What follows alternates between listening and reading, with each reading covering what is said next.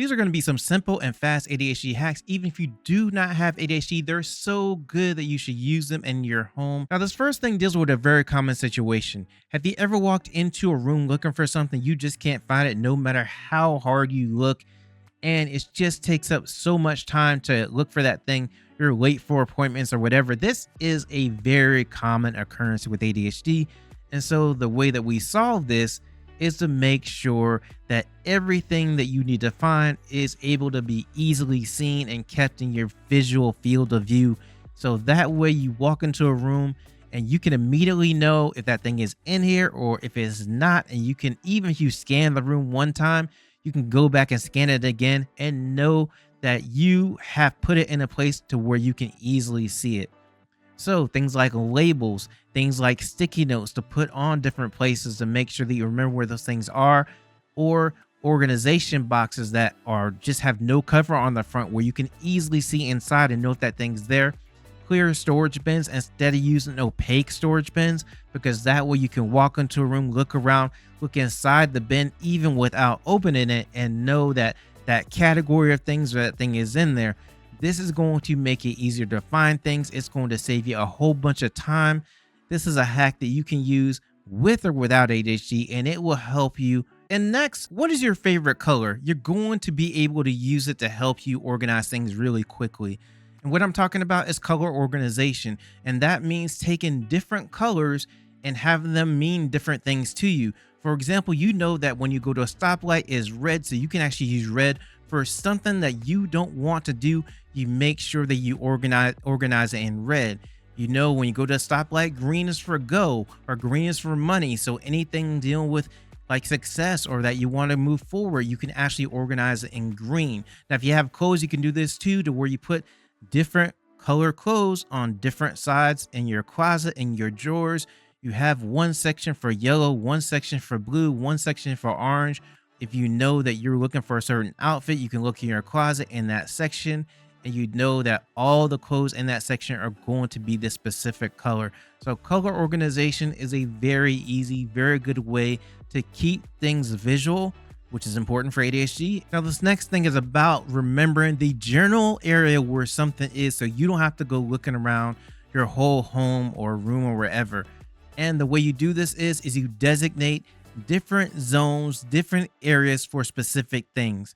For example, you make coffee every morning. You have everything in this one section. It is your coffee bar section.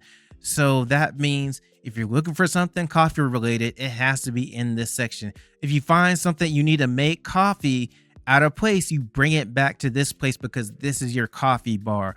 For another example is you have a place that you need to have all your workout stuff because you work out in the morning or in the afternoon. You make sure all that stuff is in one section. You designate that place as that. And you do this all over your home because after a while you get into the routine of knowing this is where this goes, this is where that goes. If I need something, I go to this place because it's related to this specific thing. Have you ever just like lost your phone? You can't find it, or you need to charge your phone, you didn't know where your charger was, or that you were ready to go and walk out the door, but you just knew you were forgetting something.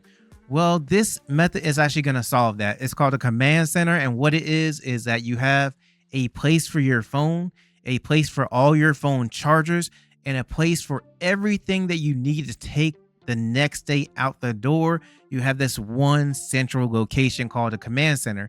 And the reason it's called a command center is because not only is it good for you, but it's good for the whole family. Like all the phone chargers are in this one place.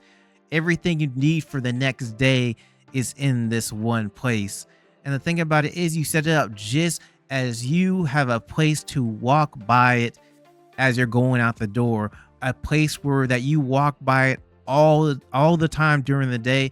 It's easy to find, and that way when you set it up, you're going to see it and know, okay, I need to make sure I put my phone here, or hey, I need to charge my phone. I can go over to that place really quickly. I know the charge is over there, or I'm getting ready for work or whatever the night before. I need to make sure all my stuff is in that one place, so that way I can just grab it and go. It's gonna make it so that it's a lot easier to make sure that you're on time, to make sure you have everything, to make sure it's easy to find the important things that you need for the next day or just in general. And that's why a command center is a very cool concept and is very useful for just anybody. How much of a pain is it to keep up with that grocery list that you've written, especially if you wrote it like earlier in the day and you know that you need it and then you just lose track of it?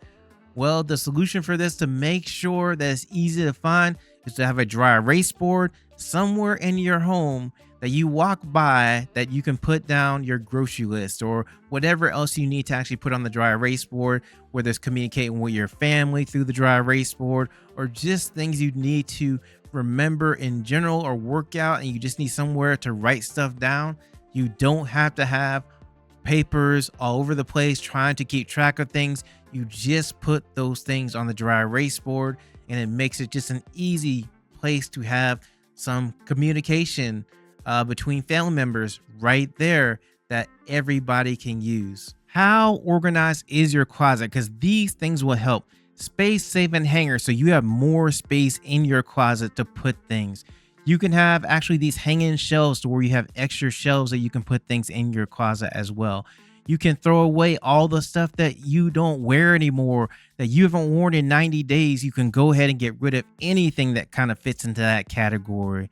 And you can even do like the hanger trick where if you wear something, then you turn the hanger like around to a different direction.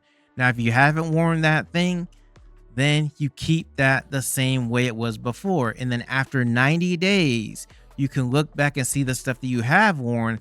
And that is a way to know, okay, I've never wear this thing and I don't have any intention to wear it in the future or in the immediate future. Then that's also something that you can think about getting rid of out of your closet to make it more organized. How often do you forget to throw things away that you don't need anymore? And where do those things end up? Generally, those things end up in random places around your room or home or wherever. And so the suggestion is make sure that you have a lot of trash cans around your home so that no matter which room you're in, you have some place that you can get rid of those things that you don't need anymore. If they're too big to fit inside of a trash can, then have a box there to where you can put those things in it as well. And also, very important, have a trash can by the door so that when you come in with all that junk mail, those magazines you're not going to read, they can go right in the trash can. That way they don't end up on a table somewhere, on your bed somewhere, on the floor somewhere. You know that when you bring in your stuff, you're only keeping the bills that you need or the important mail that you need, and all the junk mail that they send you is in the trash immediately. How busy is your life? Do you have time to declutter, clean, and organize all the time? And what's your answer to that? It's probably no, right? And so the way you can actually make sure that you actually get this done, and this helps with ADHD as well, because we're always running late and things like that. So you do a decluttering or organizing session 10 minutes per day. Whether it's in the evening or the morning or the afternoon, you choose the time. If you want to do 2 sessions, that's fine. 10 in the morning, 10 at night, that's cool too. But the reason this is done is because then you don't have to take the 3 hours or 4 hours or 2 hours at one time. You just do a little bit each day. And that way it's not taking up so much time out of your day if you're super busy. And the other thing is, if you do one of those big, huge organization or decluttering sessions and you want to make sure that your home does not end up that way again, this is a great way to maintain that as well, is because now you're just doing a little bit each day to make sure that things don't get out of hand again. Do you have any baskets or any bins that you use currently? If not, you probably need to get some. And the reason is it keeps things super easy to see. No matter where that thing is, you walk into a room, you look at your basket or your bin, and generally you can see inside that thing and know, okay, this is what's in there. Now, the other thing that's really good about them is accessibility, because a lot of times you need to find things and be able to get a hold of things very quickly. And with a basket or a bin, easy to go in, pick up that thing really quickly. Also easy to actually put something back really quickly as well. And it doesn't take a whole lot of time to put a basket or bin anywhere. They come in different shapes and different colors and different sizes. Whatever kind of basket you need, they can go just about anywhere. And the thing about it is, the install for it is put the basket down.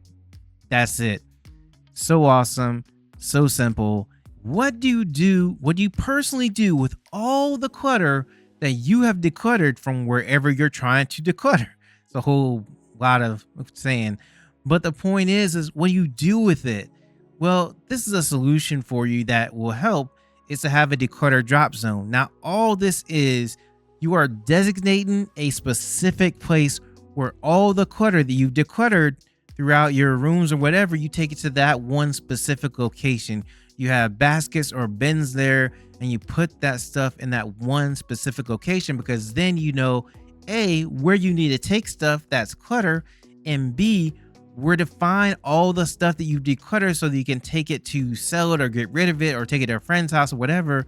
You know where all that stuff is without even having to think about it. This is going to make that process a lot easier, because the thing you do not want to happen is to declutter somewhere, take the clutter, put it some other random place where you don't remember where it is, and now you've just cluttered up a new area. Have you ever thought, like, how did I get all this clutter in the first place? Like, where did it all come from? Well, this is a rule that will help you prevent just clutter appearing in your home that you didn't even think about or know about. Is the 1 in and 1 out rule. And that means if you're going to bring something into your home, you do have to get rid of something else, because it's one thing in and one thing out. Like, as you have gotten your home to the place you want to get it to, it's organized, it's decluttered, and you don't have any more space for anything else. So when you go to buy something, then you really have to sit down and think about, okay, what am I going to get rid of if I buy this thing or accept this thing from my friend? Why do I need it? And then also, do I need the other thing I'm thinking about getting rid of as well? If you think that all the way through, then it makes it so you're not being so impulsive, which is a big deal with ADHD, is buying just the newest and greatest thing just because it looks shiny and, you know, kind of awesome at the time. And we get the impulsivity going. I can't just bring this thing in without thinking about what else I need to get rid of. When your friend comes around and they're like, hey, you know, I don't need this thing anymore. Do you need it? Be okay with just saying, nah, I'm good. I don't need that thing. Just say no.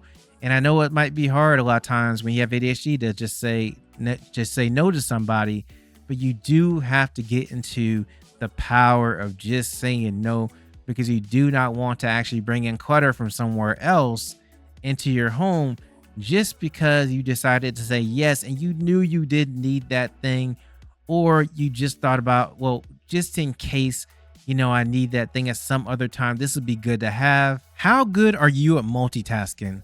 Like, you know, can you do 4 or 5 things real good and you're just like, hey, I'm good to go? Or are you better at doing just one thing at a time? Well, with ADHD, multitasking, not a great thing for us, because the way you kind of multitask is, hey, I'm doing this task. Okay, this task over here interests me a lot better. I'm going to go over there and do that task because that task is more interesting. And then I've forgotten about the previous task that I was doing. That can generally be the kind of multitasking that happens with ADHD. And so with that, the way to solve that is to say one thing at a time. So one area, one room, one section, one kind of clothes, one kind of category of things at a time. And when you finish that one thing, then you go on to the next thing instead of trying to multitask and do 2 or 3 different things, because that can lead to you forgetting about the thing that you were initially trying to do. And it's going to be done once that one section is done, or that one thing is done as well. And that means you've completed a goal, and now you can go on to the next thing and the next thing. And this is also a great way to not feel overwhelmed as you're trying to do everything, because if you look at a huge, like doing your whole home, that can be a huge task to do, and then you're not sure where to start and everything. But if you're just doing one room or one section, one thing at a time, then the overwhelm or just feeling nervous about it or feeling down about it will be less, because now you're not doing such a big task. Now, this is not the only video that I have about actually making things ADHD friendly. For example, I have a video about how to make your room ADHD friendly. And I also have a compilation about all sorts of different rooms, how to make them ADHD friendly. I'll link both of those videos in the description, but one will come up right now. Just click on that and watch that one.